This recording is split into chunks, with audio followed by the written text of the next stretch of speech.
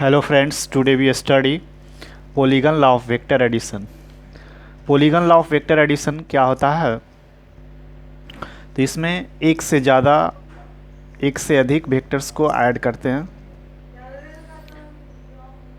तो बेसिक याद रखेंगे, बेसिक क्या है? ट्रायंगल लॉ या पैरेललोग्राम लॉ। ट्रायंगल लॉ में हम दो साइड्स को ऐड करते हैं और वो थर्ड साइड यानी उस दोनों साइड्स का जो सम है वो थर्ड साइड के बराबर होता है। उसी कॉन्सेप्ट को इस्तेमाल करना है।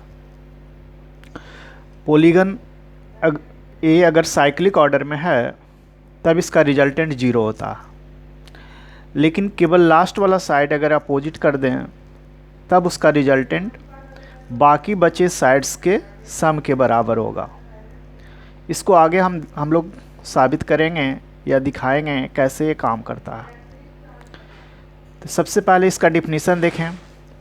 If a number of vectors are represented on magnitude and direction by the sides of the polygon, a number of vectors जो है रिप्रेजेंट किया गया है मैग्नीट्यूड और डायरेक्शन से by sides of polygon, polygon के जो साइड्स हैं उसके through, in the same order, closing side of the polygon taken in opposite order.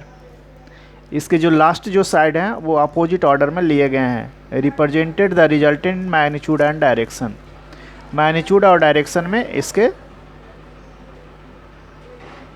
बराबर होंगे। That means we have to find out OA plus OB, OA plus AB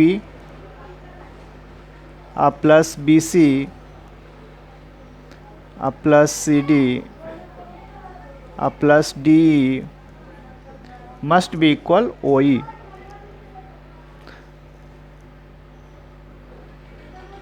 how can you prove? तो इसका proof हम लोग देखें तो सबसे पहले हम जानते हैं इन ट्रायंगल लॉ से OA प्लस AB,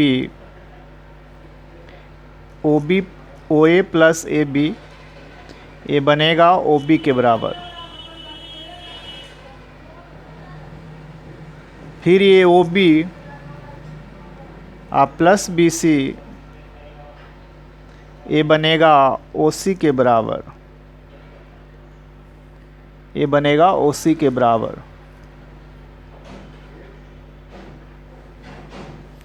फिर देखेंगे OC प्लस CD ये होगा OD के बराबर।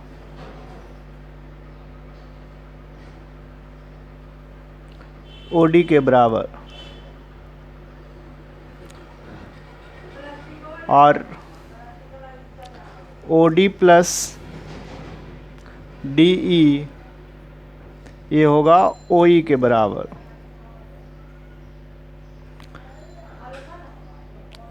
हम शुरू करते हैं यहाँ से, कहाँ से? तो OE से। समझ में आ रहा है? OE से। तो OE is equal to first we write here, हमें साबित करना है इतना। We have to prove this we have to prove OE is equal to we can write here OE is equal to OD plus DE। इसको से हम लिख लिए, ऐसे भी देखिए OD प्लस DE और OD प्लस DE। तो DE को रहने देंगे, OD के बराबर OD को लिखेंगे। तो OD किसके बराबर है? OD है OC प्लस CD और लास्ट में लिख देंगे DE।